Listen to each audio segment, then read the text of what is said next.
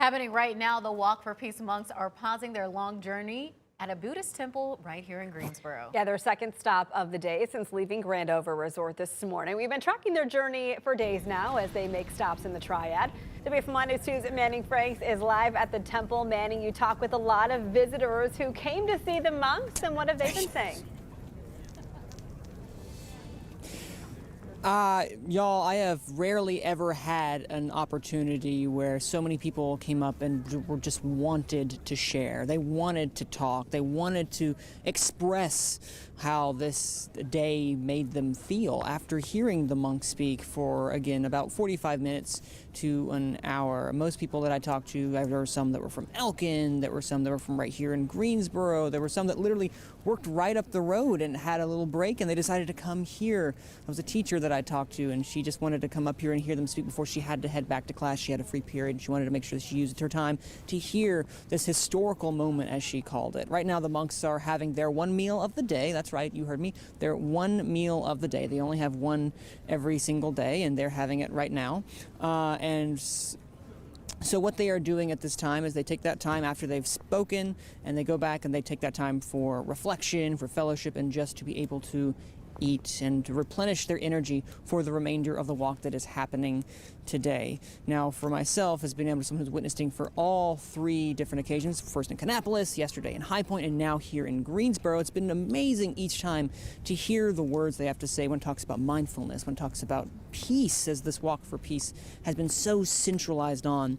But for some people that were here today in the crowd, it wasn't just about a day for peace or hearing the monks speak, which again, it's a part of it. But for a mother-daughter that were here listening to them, it was special for another reason. Take a listen.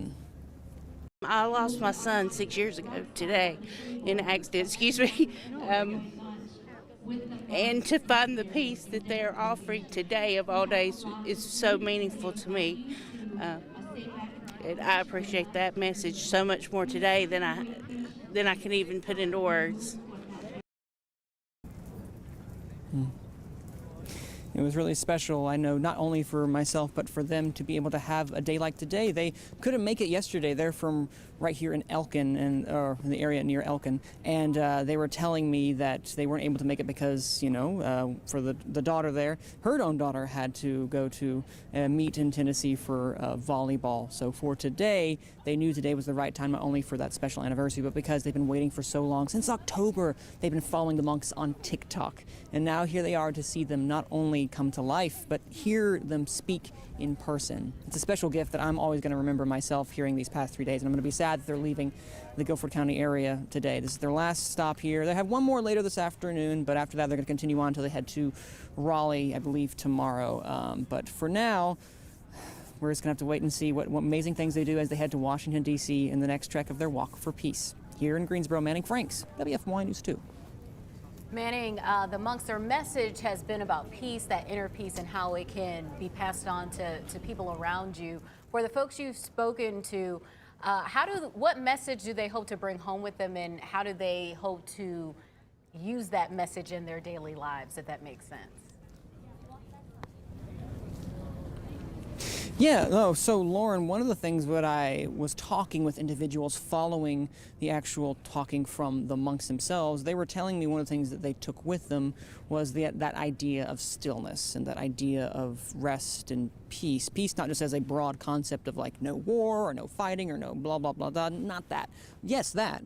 But more so for the fact of like, how can I, when there is stuff around me that is trying to make me react, how can I as an individual take that and just be still and to rest and to not react? He was saying that 10% of the problems are the problems we have around us, but the other 90% are the reactions that we have to said problems. Now, you may agree or not agree with that, but it is certainly something that has impacted the individuals that have been here today. So that's something that people were telling me that definitely that they will be practicing and they will be listening to and taking to heart for not only the rest of the year, but hopefully for the rest of their lives.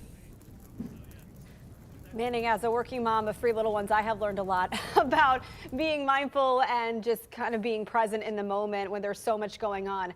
Now, I want to ask you about the wardrobe of the monks. We noticed the monk leading the group has police and sheriff's office badges.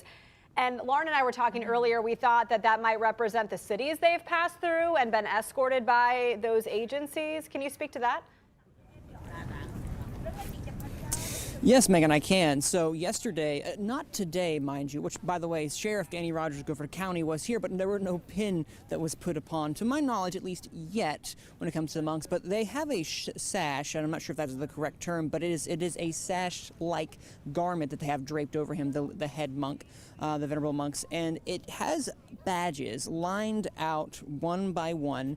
And yesterday we saw it being placed in action, where both the fire chief and the police for High Point, they put the badges on the actual sash themselves, and it represents, as they walk through, they take with them the extent as a thank you for the law enforcement and for the emergency responders that are there to help them cross through each individual city. So if you'll see him next time he speaks, which again, he speaks at every single stop, or at least almost every single stop, you'll see each one. So yesterday, if you look closely, you'll probably see one from High Point Fire and High Point Police. So that's something to keep an eye out next time you hear them speak.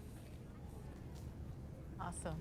That's awesome. Thank you, Manning. Enjoy the rest of your time there. I know this has been a profound experience for you personally. We'll be back.